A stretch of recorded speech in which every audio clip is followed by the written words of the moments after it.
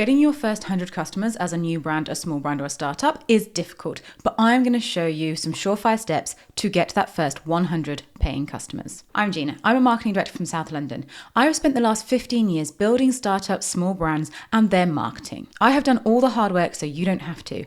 I bring you tools, tips, and tricks so that you can build your brand or your business from scratch without having to invest a ton of time, money, and resource. This video is going to teach you the 4-step system in which you will get your first 100 customers for free. Now, there is a bit of a caveat to these 4 simple steps, because before you take these 4 simple steps as a marketer to drive that revenue, you first need to know your audience. I have a video talking about how the unsexy work is all the pre-work. So if you are so new to marketing that you don't know what your core USP or your brand value is, or your buyer personas, pause, watch my old videos. I'll link one here on how to build your persona from scratch, take my course.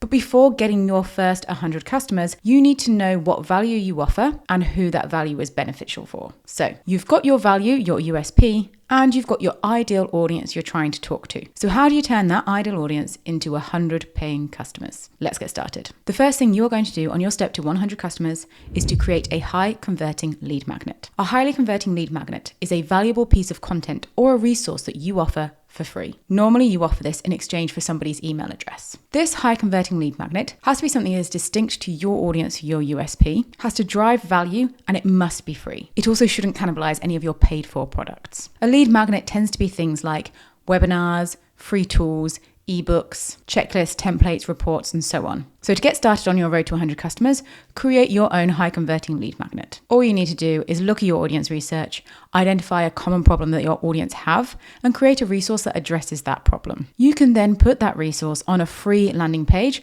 through our friends at MailChimp, or through a public-facing Notion. Isn't Notion fantastic? So sign up for Notion. There is a link in the description of this video. It is a free tool. Everything that I've built for my marketing department is within that. And you can turn Notion into a free landing page so that you can have that highly converting lead magnet publicly that you can send to your audience. So set up your free resource. That is your high converting lead magnet. And then you want to make sure that this is now across all of your CTAs, all of your content, all of your social. Go ahead and start promoting it.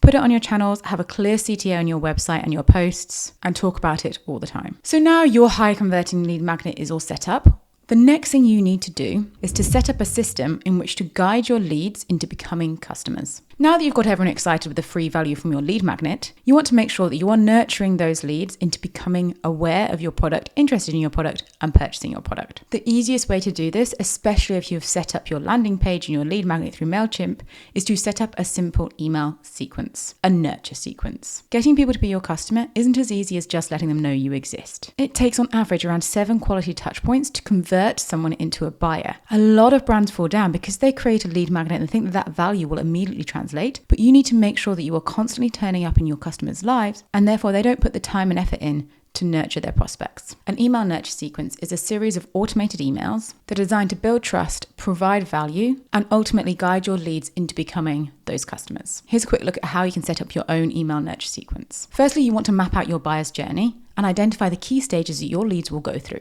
From these stages, you want to highlight objections or proof points or happiness points that you can use to provide social proof or highlight benefits of your product at these stages of that buyer journey. You can then set up these pieces of social proof or proof of benefit to go out at certain trigger points along that customer journey. The easiest way to do this when you're just starting out is in time. So from first email open, a couple of days later, thinking about what that journey looks like in time, because you might not have all the analytics set up in which to see where they are going and what they're interacting with. So when you're starting from scratch, keep it as simple as possible. With this email nurture sequence set up, you do want to keep putting in time to check back and optimizing this for the best results. So now you have your lead magnet, you have your email nurture sequence set up afterwards, but how do we get people to the lead magnet in the first place? I sometimes hate watching content on YouTube because it will say things like set up a lead magnet and get emails. Great. Or, God love him, Ali Abdaal, says, set up a course and use your content to drive people to buy the course. So simple, so top line, but I want to know what the meaty bit is. What is the actual content I need to do? What do I actually have to do other than just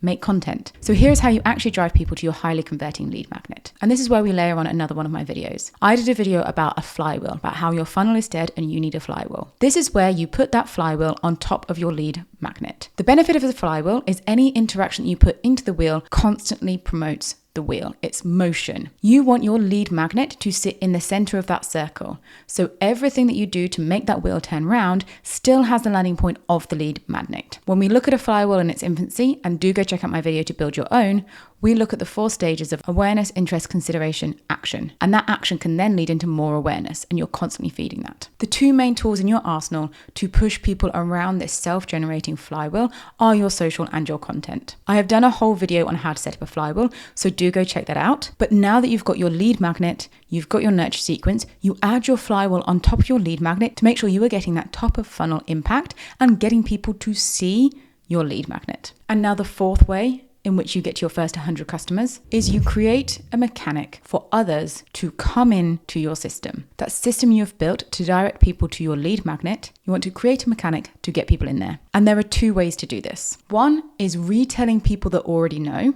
and 2 is getting people who know to tell other people. Now, that seems quite wishy-washy, but let me explain. Mechanic 1 is just retargeting. And you can do this if you use certain analytics, if you use a pixel account, or you can do this by just retelling everyone on your social and your content. Where a lot of small brands fall down is they think a campaign or a flywheel is an action that happens once, twice in the lifespan of that campaign. Constant communication and consistent communication is what makes people trust your brand and understand your brand. When we talk about retargeting, we either talk about it in the sense of retargeting through ads, and you might be too young in your journey to be doing paid ads, or we do it in the sense of consistently keeping the same message to retarget your audience with your value over and over again. So retargeting, if you are very small and you are just starting out, make sure you are talking about your lead magnet as often as you can. The consistency in messaging, the retargeting people that haven't clicked through is as simple as continually talking about it. And then the second, getting people to know to tell other people, is referrals. Now, this is my absolute favorite. Simply put, set up your own referral system. A referral system is a way to incentivize your customers